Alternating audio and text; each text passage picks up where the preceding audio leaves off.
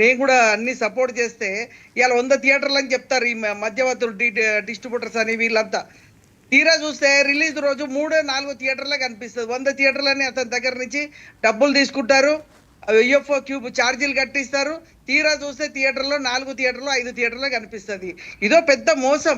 ఇలాంటి మోసాలు UFO cube వల్ల మేము ఎన్ని సంవత్సరాల నుంచి కొట్లాడుతున్నాం.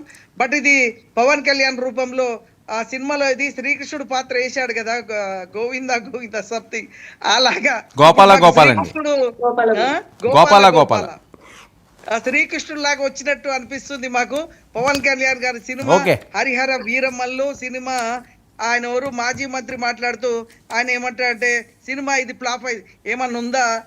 వేల కోట్లు పెట్టి ఎంతమంది కార్మికులు ఇందులో ఇన్వాల్వ్ అయ్యి లక్షల అంటే కోట్ల రూపాయలు పెట్టి ఒక 2-3 సంవత్సరాల నుంచి వేల మంది కార్మికులు పనిచేస్తున్న ఒక సినిమాకి మంచి గొర్ర నాయన అంటే సినిమా ఫ్లాప్ అని చెప్పడం చాలా తప్పు. అది బ్లాక్ బస్టర్ కొట్టబోతుంది. అందుకే ఈ పరిణామం జరిగింది.